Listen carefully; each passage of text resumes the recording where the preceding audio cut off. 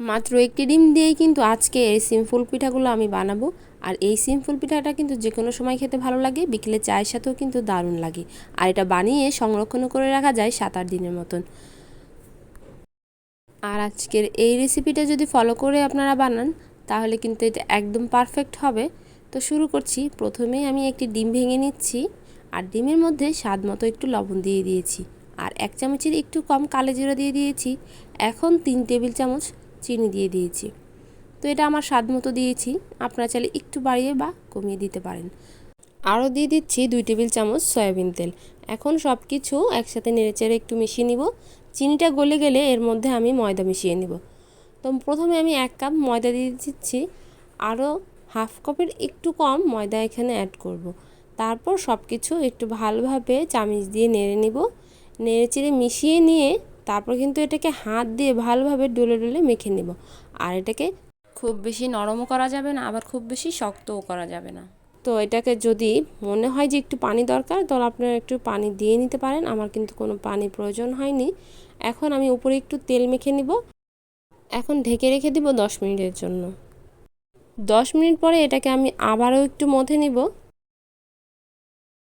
ডোটাকে আমি দুটো ভাগ করে নিয়েছি। একটি ভাগ দিয়ে কিন্তু এখন আমি রুটি তৈরি করে নিচ্ছি। তো রুটিটা কিন্তু খুব বেশি মোটাও হবে না, আবার খুব বেশি পাতলাও হবে না। এখন আমি ঔষধের যে কাপ থাকে সেই কাপটা দিয়ে কিন্তু আমি এখানে গোল গোল করে কেটে নিব। তো আপনারা চাইলে কিন্তু যে কোনো কুকি কাটার অথবা অন্য অন্য যে কোনো বোতলের ক্যাপ দিয়ে এটা করতে পারেন। তো আমি এটা করে নিচ্ছি। সবগুলো একই রকমভাবে গোল গোল করে কেটে নেওয়ার পরে এখন আমি পিঠা তৈরি করে আপনাদের সাথে শেয়ার করছি। তো প্রথমে এক সাইড 2 হাত দিয়ে বন্ধ করে দিব এবং অপর সাইডে অন্য হাত দিয়ে বন্ধ করে দিব। পিঠাটা কিন্তু অনেক সহজ, একবার ভাঁজটা দেখলেই কিন্তু সবাই পেরে যাবে। আর এই পিঠাটা বানাতে কিন্তু মজাই লাগে।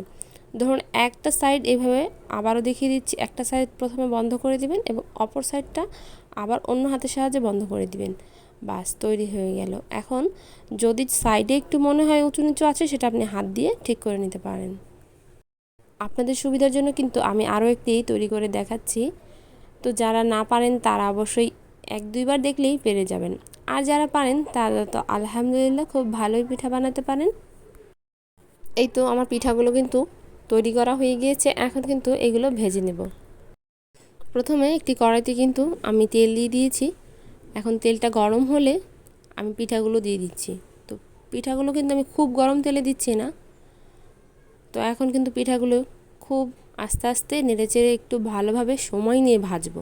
একটু সময় নিয়ে ভাজলে কি হয়, পিঠাটা একটু মুচমুচে বেশি হয়।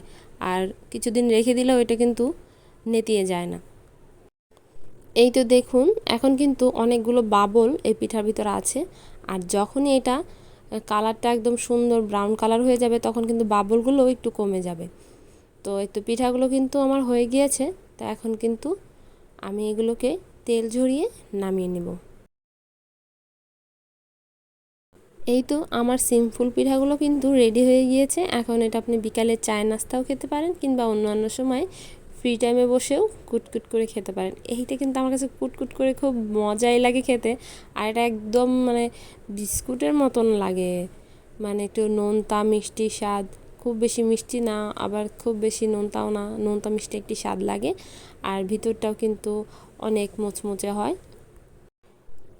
তো এখন কিন্তু এই পিঠাগুলো ঠান্ডা হলেই আমি যে কোনো বক্সে ভরে এটা রেখে দিতে পারবো 7-8 দিন। তো আমি যেহেতু আজকে অল্প বানিয়েছি, এটা তার থাকবে না, এটা আমি এখনই আমার বাচ্চারাও খেয়ে ফেলবে, আমিও খেয়ে ফেলবো। খুবই মজা লাগে পিঠাটা। তো এতক্ষণ যারা আমার সাথে ছিলেন, যারা আমার ভিডিওটি দেখেছেন, তাদেরকে অসংখ্য অসংখ্য ধন্যবাদ। আশা করছি আপনারা সবাই সুস্থ থাকবেন, ভালো থাকবেন। আল্লাহ হাফেজ।